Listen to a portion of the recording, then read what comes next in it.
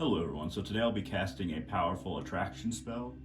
Now I'm going to show you a few techniques and you can use any combination of these or use them in different variations. So what I have here is a bind rune I created with my own sacred elixir.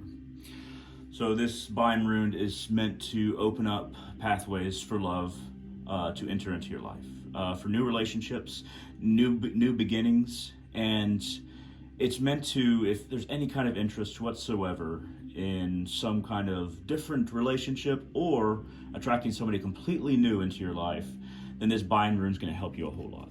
So I did it with my sacred elixir. The bind rune is around this dot right here, and I've placed the bind rune right there, and then on the outskirts I put the dot in the middle, and then we have dots around and then arrows around. The arrows allow the energy to kind of like funnel in all directions, especially since this obviously has minute metals in my sacred elixir, so that helps the energy channel in multiple directions from the central bind rune itself. The dots are more for the focus of the eye and to put energy into it through our perception, through us looking at it.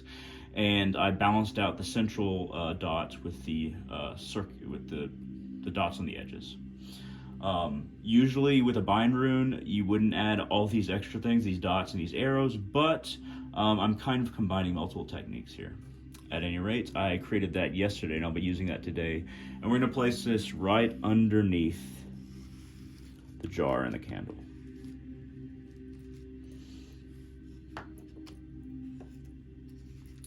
Back just a bit. And that bind rune and these arrows are going to help the energy and help the casting of the spell. So if you're attracted to the opposite sex, you'd obviously get a candle that is of a female form, since I'm male. But whoever you're attracted to, or whatever gender you're attracted to, that you would get that particular candle or a combination, maybe a male and a female one if you're attracted to multiple genders. At any rate, I also have some. Well, first of all, red is a color of love, color of passion, color of power. I also, as you can tell, I have a number of red candles around. Yellow, that has to do with Haster and me working along the yellow path, and Haster just kind of helps with my magic in general, and I have various things related to him in front of you, behind. But yes, so we're going to go to adding the oil. So this oil I had made at a local spiritual shop. It has menthol in it, dragon's blood in it, oil, and crown of success oil. So I've noticed that menthol, a lot of people don't use it, but it really helps in brightening up your senses and making the magic more specific, more acute, more tied to whatever working you're trying to do.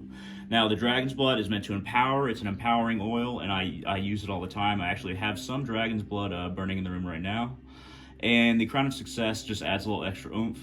It gives you that little bit of extra aid in whatever spell you're trying to cast. So I have menthol, dragon's blood, and crown of success oil in this little dram bottle. So we're going to do things in threes. By the way, that incense right there is called vampire's blood, but it's basically a sweet smelling incense, and it also aids the general environment. The incense isn't as important. Whatever draws your eye, draws your attention. So we will start 3 drops of oil.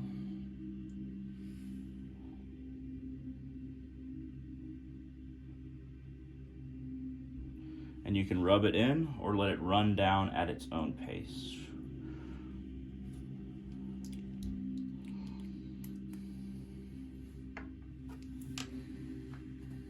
Now we're going to go ahead and add pennies here.